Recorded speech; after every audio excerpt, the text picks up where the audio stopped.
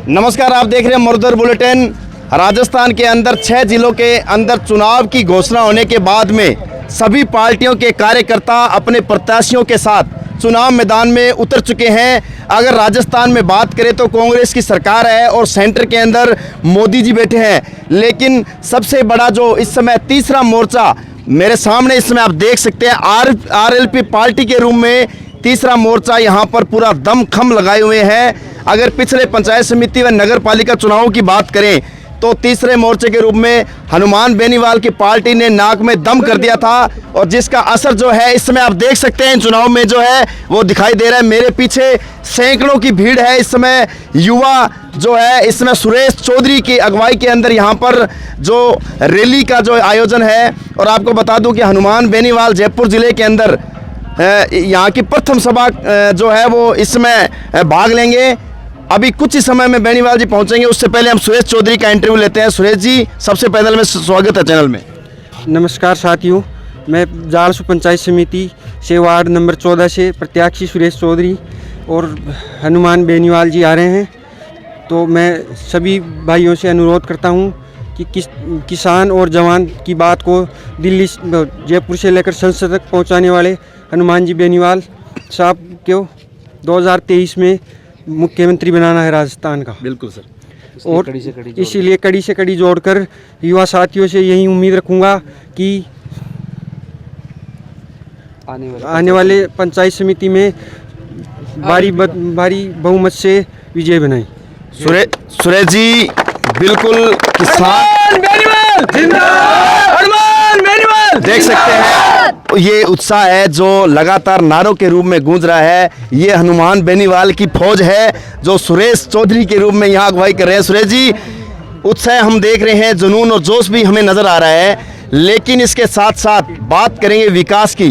क्या यहाँ के विकास के मुद्दे लेकर आप चल रहे हो? क्या यहाँ से जनता से वादे कर रहे हो? सर, विकास की बात ये है कि यहाँ जो सरकार ने है ना बिजली के बिल और ये ज़्यादा हो रहे हैं, रोड जो टूटी हुई रोड है, बिजली पानी के कनेक्शन है, वो सभी सुविधाएं रहेगी। और जो युवा है उनको शराब मुक्त किया जाएगा। मेन मुद्दे यही रहेंगे।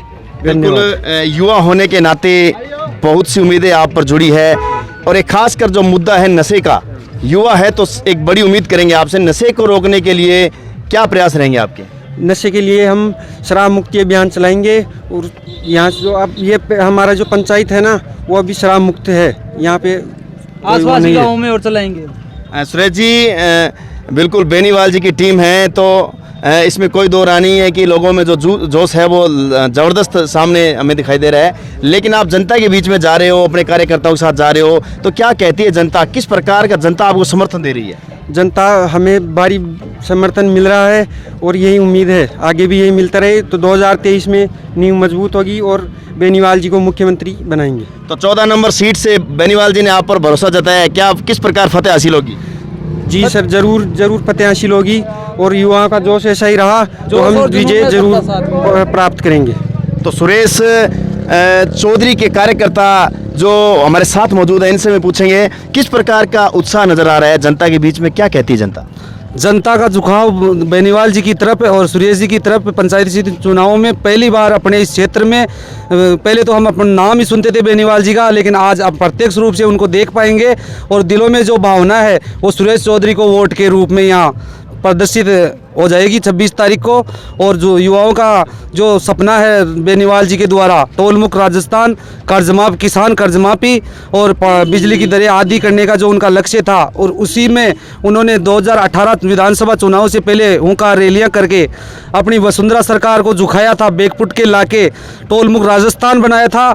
किसान की कुछ आंशिक कर्ज माफी भी हुई थी और बिजली की दरें जो सब्सिडी थी उन तत्कालीन गहलोत सरकार ने जो काटी है, उनके वो विरोध है जनता के अंदर दोनों सरकारों के प्रति।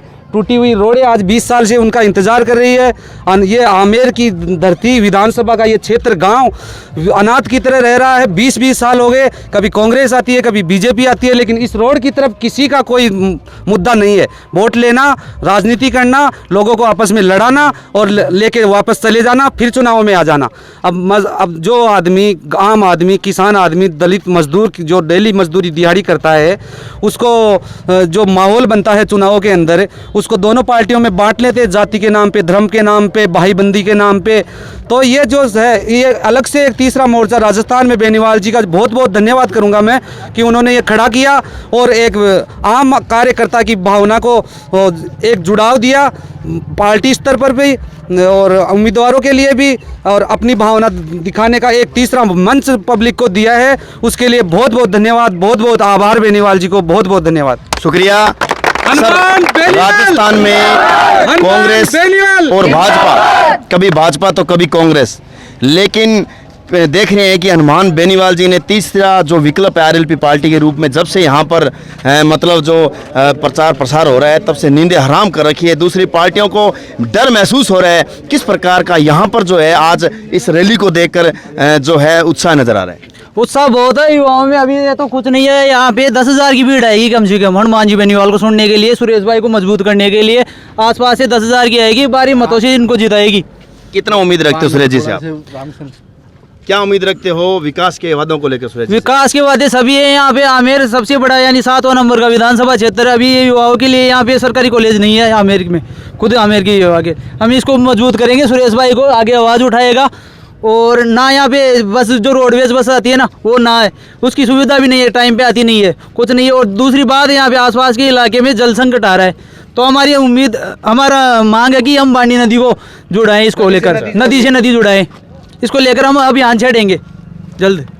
बिल्कुल, आप देख सकते हैं भारी समस्याओं से भरा हुआ ये इलाका है, जिसके अंदर कहीं न कहीं जो आरएलपी पर भरोसा यहाँ के युवा जता रहे हैं। युवाओं का कहना है कि आरएलपी यहाँ पर विजय हासिल करेगी, तभी जो हमारी समस्याओं का समाधान होगा। आप क्या सोचते हैं आरएलपी पार्टी को लेकर, किस प्रकार से यहाँ पर कार्य करेगी? सुरेश चौधरी को यहाँ पर भरोसा जताया पार्टी ने, आप कितना भरोसा करते हो? सर, हमने 20 साल से इन दोनों पार्टियों पे भरोसा करके देख लिया। अब तीसरा मंच हनुमान जी बेनीवाल ने आरएलपी सुप्रीमो हनुमान जी बेनीवाल ने जो तीसरा मंच तैयार किया है, हम उस पर पूर्ण समर्थन कर रहे हैं। और वार्ड नंबर 16 से रामकिशन चौधरी भाई, वार्ड नंबर 14 से सुरेश जी चौधरी भाई को पूर्णतः समर्थन और समर्थन देकर हम भारी मतों से विजयी बनाएंगे। तो आज बेनीवाल जी का भी कुछ चंद ही समय में आने वाले हैं, तो आप उत्सुक हो, आपकी नज़रें उनके देखने के लिए तरस रही है। क्या बड़ी जो सौगातें हैं यहाँ आपको लग रही है कि वो आप रखेंगे? जो साहब उन्होंने जैसे नागौर में जो किया है और जो संसद में मांग उठाई है किसानों के हित के लिए, जो इतनी बड़ी पार्टी से आज की जो केंद्र में एक नंबर पार्टी है, उससे अगर किसानों के लिए उन्होंने गठबंधन तोड़ा है तो हम तो पूरा समर्थन और उनके ऊपर जता रहे हैं। अब वो ही हमारी मजदूरों की और किसानों की बात वो ही सुनेंगे और वो ही कुछ करेंगे। साहब, कौन जीतेगा इस बार चुनाव में? सुरेश भाई। अरे शर्माओ मत, चुनाव है, ये मेरा है, कौन जीतेगा? सुरेश भाई। सुरेश भाई। तो देख सकते हैं सभी एक ही आवाज कि सुरेश भाई को जिताना है। तो इसके साथ ही सुरेश जी से एक बार फिर पूछेंगे। सुरेश जी, किसान आंदोलन दिल्ली में चल रहा है, 26 जनवरी को वहाँ पर तिरंगा यात्रा निकाली थी, 15 अगस्त को भी वहाँ पर जो है विरोध प्रदर्शन किया था, हम भी वहाँ पर दिल्ली मौजूद थे, बेनीवाल जी के कई हमने इंटरव्यूज़ लिए थे। क्या लगता है इसका असर कितना दिखाई देगा? इसका है ना, किसान आंदोलन का असर अच्छा दिख रहा है। और जो केंद्र सरकार ने है ना जो किया है वो गलत है, तो इसका विरोध यहाँ भी है। तो इसका जवाब जनता देगी और दोनों पार्टियों को है ना जो जवाब इसका मिल जाएगा। 26 तारीख को पता चल जाएगा। आज शाम को आचार संहिता लग जाएगी और चुनावी जो दौर है वो भी धीरे धीरे है, वो प्रचार कम होता दिखेगा। लेकिन इसको लेकर क्या आप संदेश देना चाहेंगे? वोट की अपील करते हुए क्या कहेंगे आप अपनी जनता से? मैं सभी जनता से अनुरोध करता हूं कि तीसरी पार्टी हनुमान जी बेनीवाल को मजबूत बनाने के लिए हमें मत एवं समर्थन देकर विजय बनाएं। शुक्रिया। तो ये थे सुरेश जी चौधरी, पंचायत समिति 14 नंबर वार्ड से ये यहाँ पर चुनाव लड़ रहे हैं। आरएलपी पार्टी से कई समस्याओं से सामना करना पड़ा है, बहुत सी समस्या हमने देखी है, लेकिन कहीं न कहीं जो यहाँ का उत्साह, यहाँ का जोश है वो बहुत ज़्यादा है। कुछ ही देर में हनुमान जी बेनीवाल पहुँचेंगे, उनसे भी हम मुलाकात करेंगे और आने वाले समय में कौन सा विकल्प कहाँ जाएगा, दो पार्टियों के बीच में हनुमान बेनीवाल का जो तीसरा विकल्प है वो यहाँ पर इस जोन में बहुत मजबूत दिखाई दे रहा है। तब तक देखते रहिए मरुधर बुलेटिन सुभाष चौधरी के साथ।